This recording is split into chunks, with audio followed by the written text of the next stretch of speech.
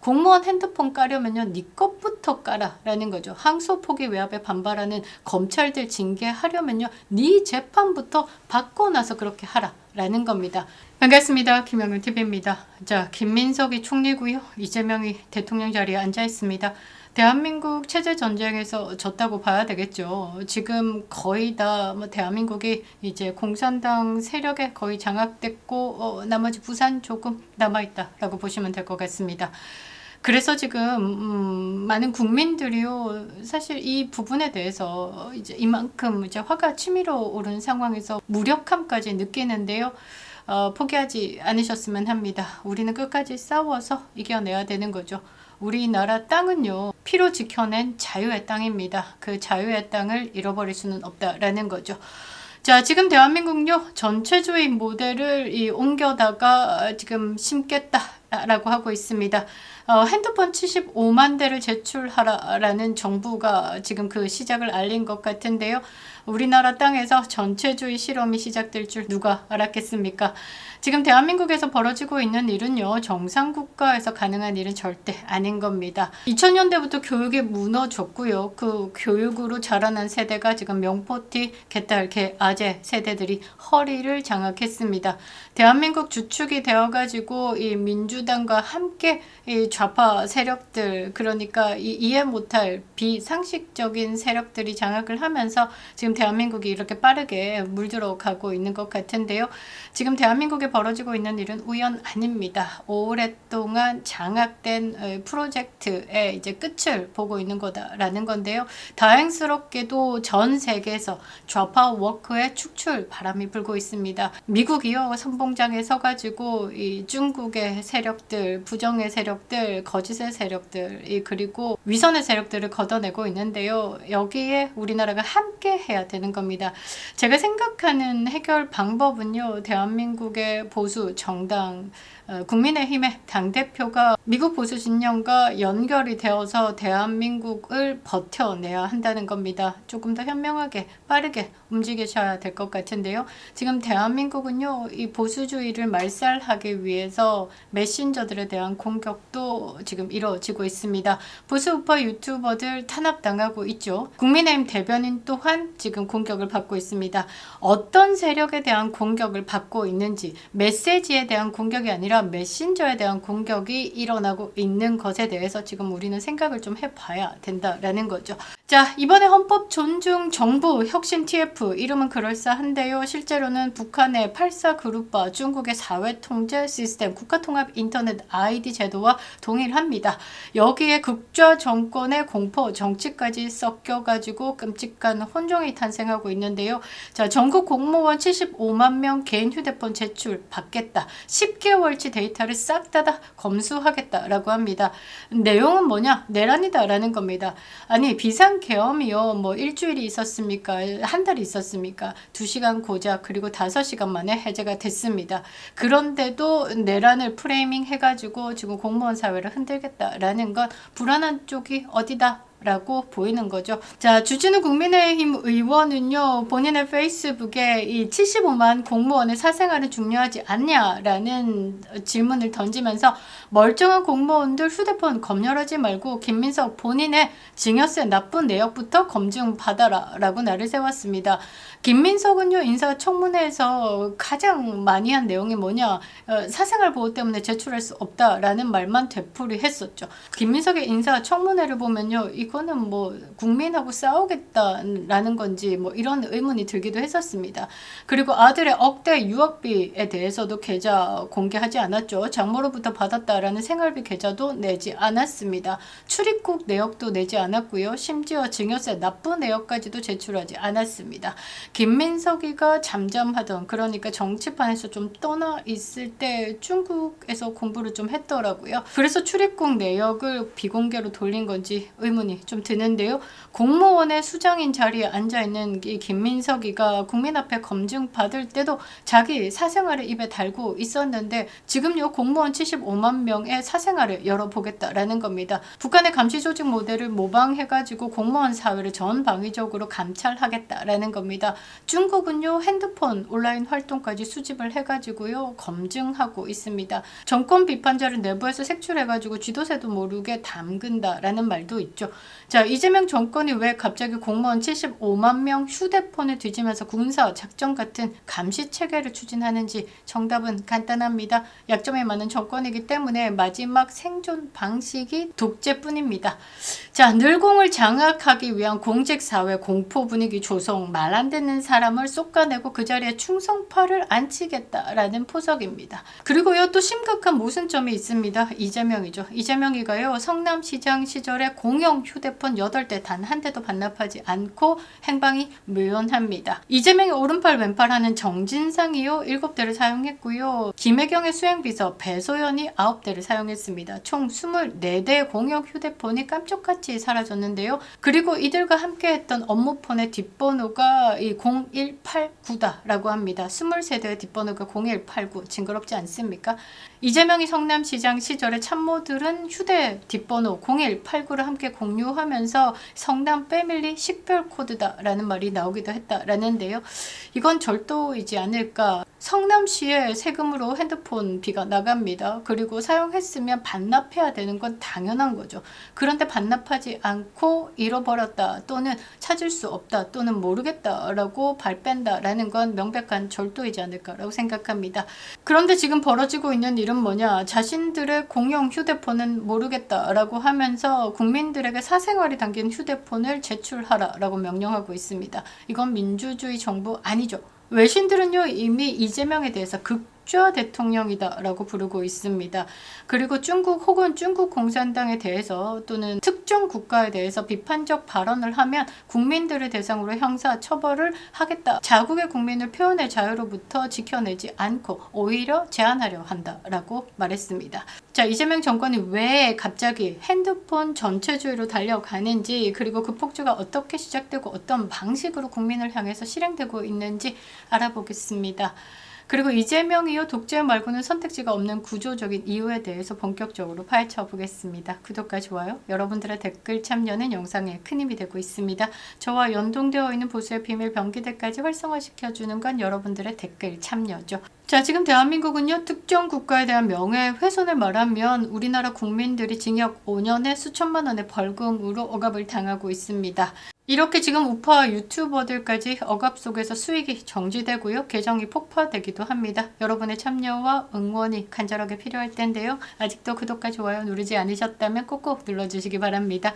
댓글 쓰기 귀찮다라고 하시면 2번을 눌러주시기 바랍니다. 여러분들의 멤버십 가입도 감사드리겠습니다.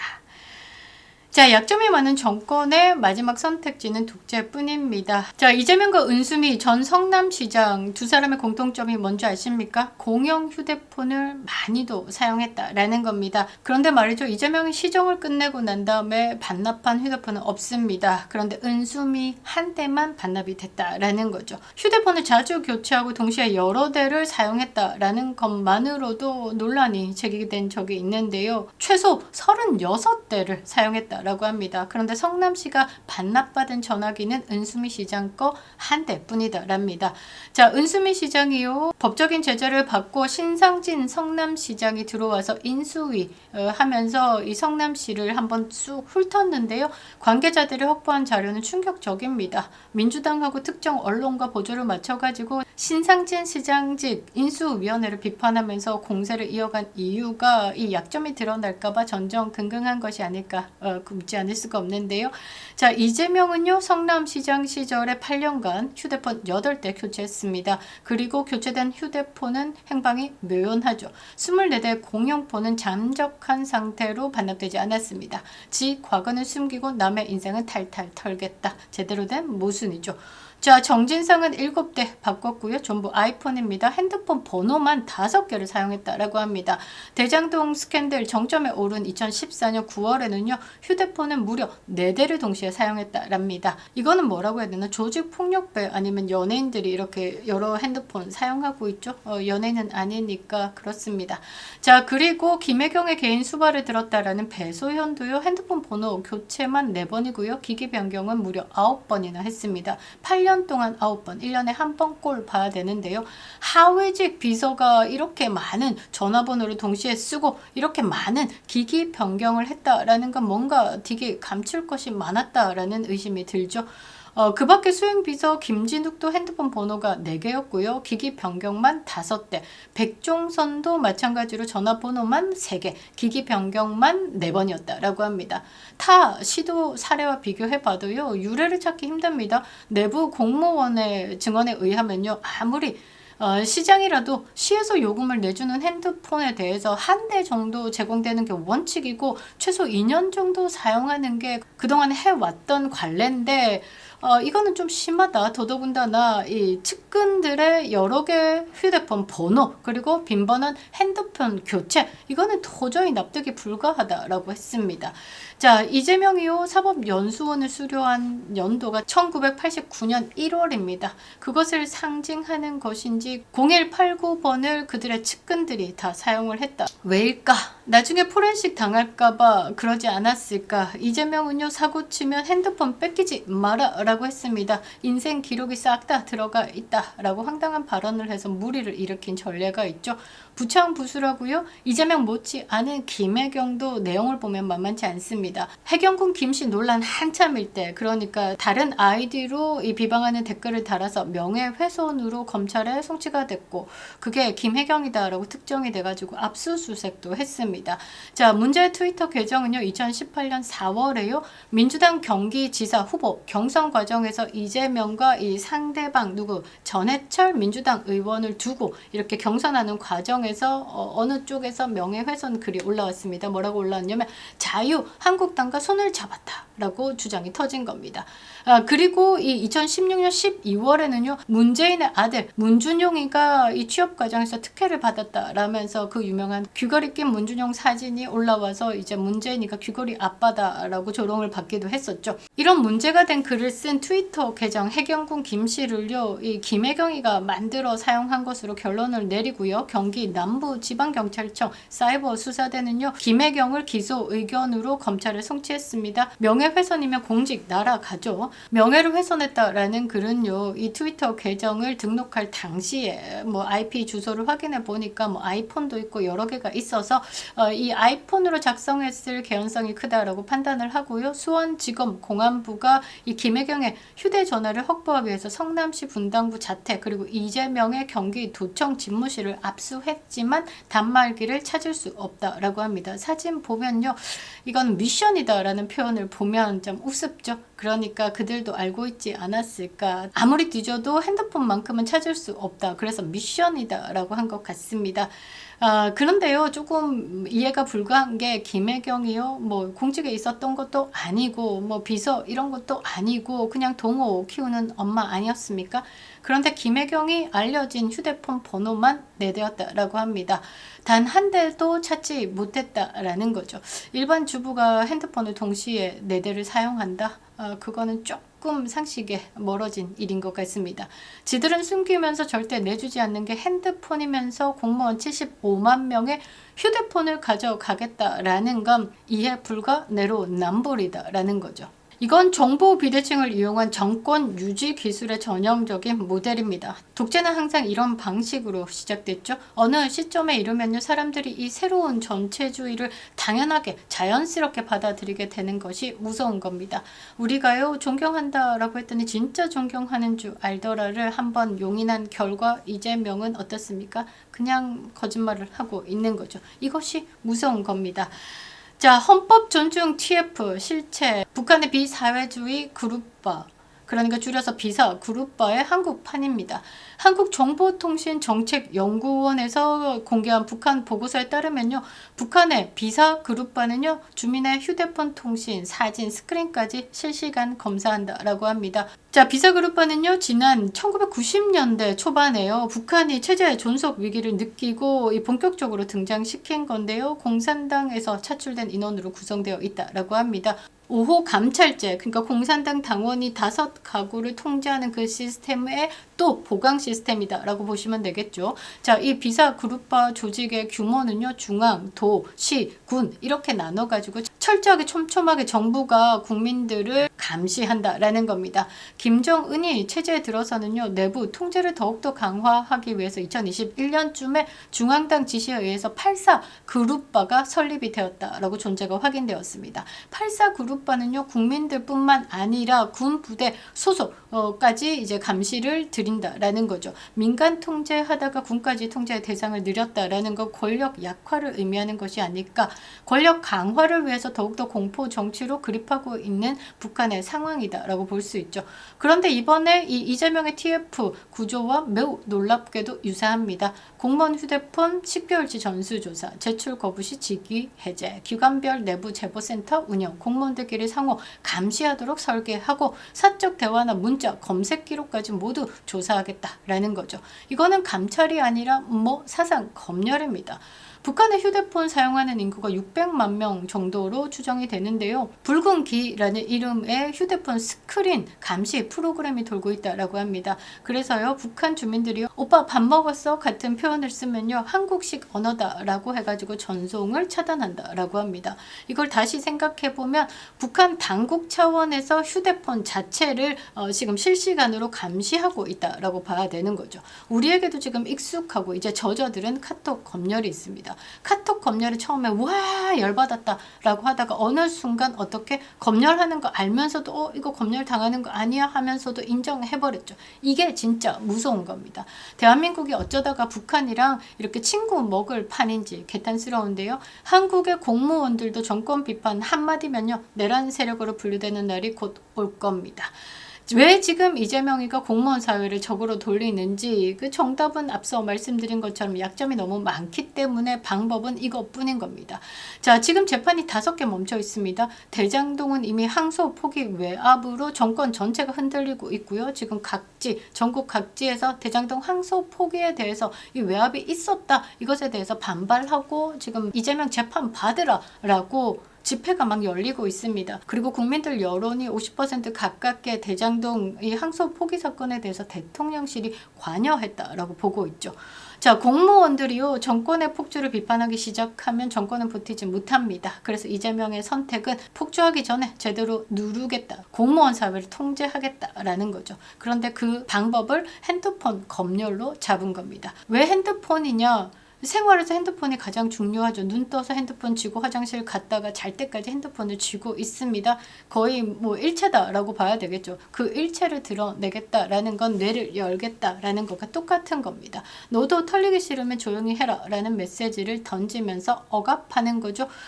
그리고 솔직히요, 비상계엄, 탄핵 반대, CIA 신고 이런 민감한 이슈로 대한민국을 한번 흔들었습니다. 그런데 여기에 좋아요 한번 누른 사람 없겠습니까? 여기에 댓글 단 사람 없겠습니까? 그리고요, 이거 뒤지다 보면요, 개인 사생활에 대해서 약점을 가진 사람들 분명히 있을 겁니다. 그러니까 이거 잡고 흔들겠다라는 거죠.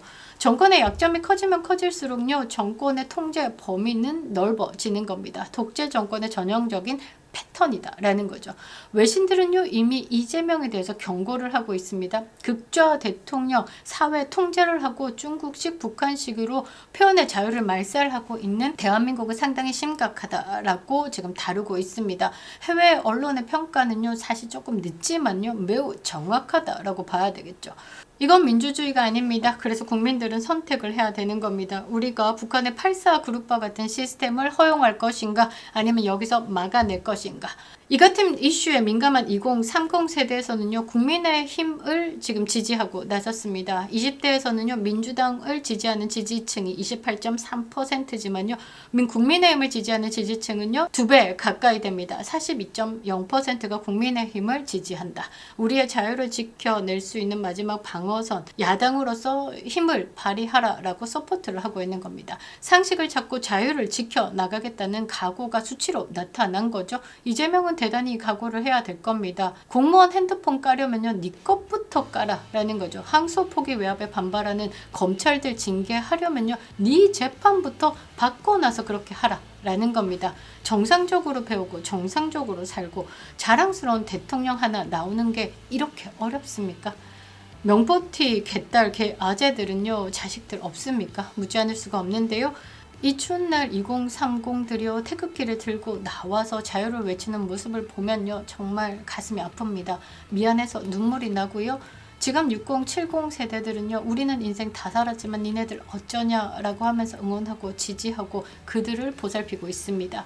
169일째 외치고 있습니다. 이재명 탄핵만이요, 대한민국 살리는 길이다 라고 말이죠. 김영인 TV였습니다.